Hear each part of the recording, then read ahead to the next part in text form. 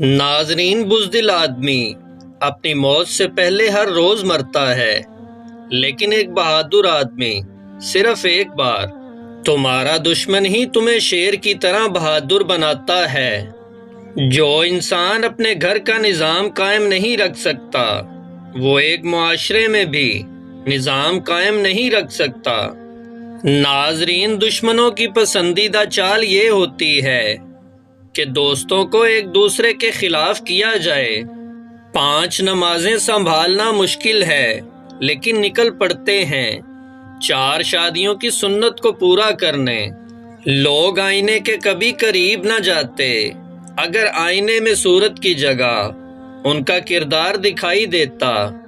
تقدیر ہمیشہ اس سے پیار کرتی ہے جو جدوجہد جاری رکھتے ہیں۔ آج تک یہ دنیا کسی کی ہوئی ہے جو تمہاری ہوگی، لہٰذا اس فریب کے اندر جینا چھوڑ دو۔ اگر تم ایک کامیاب زندگی چاہتے ہو تو اپنے والدین اور بڑوں کی عزت کرو۔ ناظرین، رشتہ کوئی بھی ہو وہ بالکل کھوکھلا ہے اگر اس میں عزت اور یقین نہیں۔ میت عورت کی ہو تو اس کو نامحرم نہیں دیکھ سکتا، پھر زندہ عورت کس جواز کے تحت اپنی نمائش کرتی پھرتی ہے۔ ناظرین، اللہ پاک نے جن لوگوں کو تمہاری زندگی سے نکال دیا ہے ان کی فکر نہ کرو، اللہ وہ سب جانتا ہے جو تم نہیں جانتے۔ اللہ کی رضا میں راضی رہنا سیکھو، بہتر نہیں بہترین ملے گا۔ ہمیشہ ان لوگوں کا چناؤ کریں جن کو عزت دینے پر وہ خود سے بڑھ کر آپ کو عزت دیں، اور یہی بہترین لوگوں کی نشانی ہے۔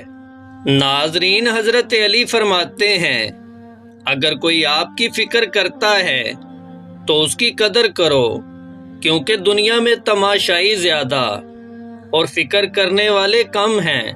دشمن بنانے کے لیے ضروری نہیں کہ آپ کسی سے لڑائی کریں، بس حق اور سچ بولیں۔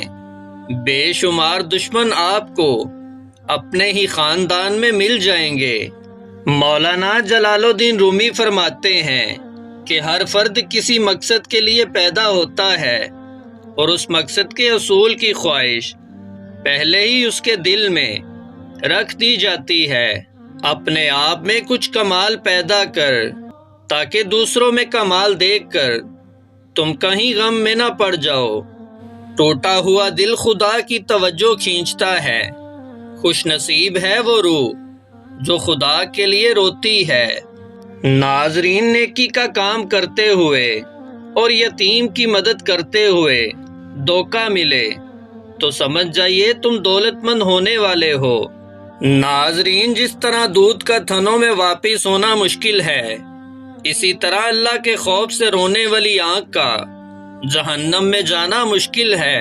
اس دنیا میں کوئی خزانہ سانپ کے بغیر، کوئی پھول کانٹے کے بغیر، اور کوئی خوشی غم کے بغیر نہیں۔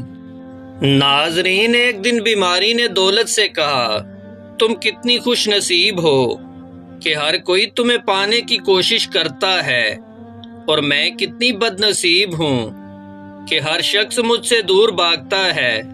دولت بولی، خوش نصیب تو تم ہو جسے پا کر لوگ اپنے اللہ کو یاد کرتے ہیں، اور بد نصیب تو میں ہوں جسے پا کر لوگ اپنے اللہ کو بھول جاتے ہیں۔ تمہارا دشمن ہی تمہیں شیر کی طرح بہادر بناتا ہے۔